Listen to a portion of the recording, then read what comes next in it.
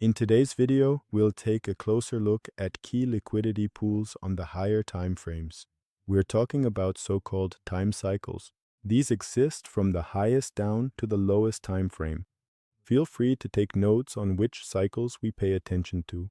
We focus on the previous year, previous month, previous week, previous day, and previous sessions, all the way down to the previous cycle in terms of 90 minutes. And a 90-minute cycle divides the previous session exactly into 3 units. If we now look at the two possible scenarios with these time cycles, we're either talking about a reverse sequence or a continuation sequence. The X stands for a C, meaning cycle. Previous cycle high or low, this can refer to the year, month, day, session, or a 90-minute cycle. At these highs and lows, we always want to see the same thing, either a reverse sequence or a continuation sequence. And from that, if we observe this on the higher time frame, we can determine our bias, which simply means whether we are more bullish or bearish. A more detailed video on daily bias will follow as well. And then, on the lowest time frame, we can actually place our trades based on that. For the reversal sequence, we always take a look at our range. And then we pay very close attention to how we react when we reach a cycle high or low.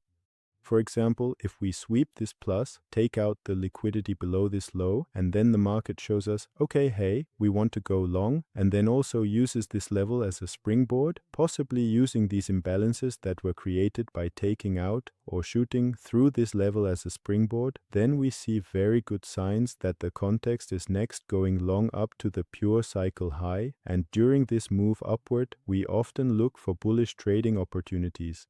In contrast, with the continuation sequence, it's also the case that we not only sweep liquidity at this low, but also use this level further as a springboard for additional shorts or, conversely, for further longs. You'll also often find yourselves in this exact scenario. Draw a Fibonacci with the so-called levels 50, 25, 75%, and pay close attention to how the market reacts there. You can often use this as a tool to help determine whether we are more bullish or bearish at the moment. I'll show you a first scenario of the reversal sequence here, really on the highest time frame to show how fractal the market is and that technical analysis works for every time frame. Namely, if we now look at the year 2025 so far, what happened in the first half of the year, we see that the market swept the 2024 low, which in this case is our previous year low. After that, we displaced it, used this area again as support to move even higher, and targeted the previous year high. On the lower time frame, of course, there are many continuations and reversals that can be identified and traded. You can see this more precisely here. For example, here we had the month of April and May. As we can see here, the continuation sequence scenario then occurs. We swept the high from April but did not displace this level downward anymore. Instead, we found support in the imbalance that was created at this level and subsequently targeted higher targets.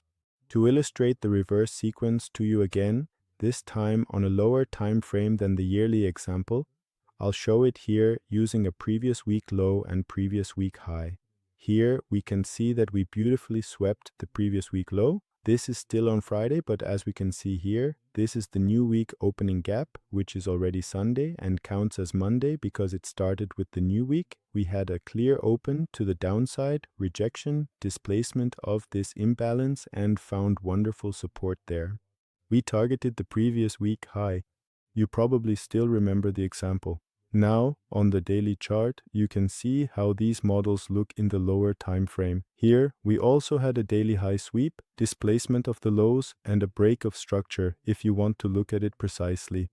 We test exactly this array again, and what is the next target? Exactly, the previous day low. From time cycle high to time cycle low, A to B, inception to terminus in English, but you don't need that. Just remember, A to B always goes from the previous cycle high or low to the next previous cycle high or low in a reversal sequence. And in a continuation sequence, it's the case that we don't sweep a high or low, but rather break through it and then use it as support to go even lower or higher. Okay, let's move on to the daily delivery. How we actually apply this time-based liquidity pulse in our trading. How you and most traders probably still see the market is like this. Bullish, bearish candles one after another. But what we actually see is this. We see time cycle action. That means we see reversal and innovation models and also market maker models. For example, this whole thing here is a market maker model. You'll learn about that as well.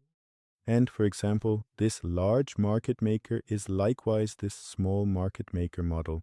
That's where the magic lies, why we can change to the most precise entries in the lower time frame based on the higher time frame. Orientation now. Step by step, we'll go through it very slowly. The very first thing we see when we start reading our price action here is a reverse sequence. We see how we finally sweep the previous high here and break out, then displace with candle flows below it. Here, this gap broke through this level, and here, for example, was the first possible trade. Furthermore, when we test this low in the following week, all the way down to the previous low manipulated with SMT, we get another long setup here and a reversal sequence. So we see reversal, continuation, continuation with reversal. This gap is overlapping here. If we break through this gap, this inverse, we mutually balance out two bullish imbalances arriving at 9 o'clock. To our key time in this point of interest, and we continue up to the buy side. The same thing the next day, next gap, daily, continuation, and so on. Now I'll show you the setups in the lower time frame here, also with time cycles in an even smaller time frame. Now in the lower time frame, we see the following. We have our time cycles in the lower time frame where we divide our sessions. And as I said, sessions can be just as relevant.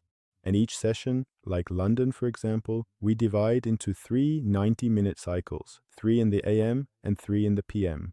And what else do we see in the lower time frame? First, we see here at 8:30 AM a continuation from the previous cycle low.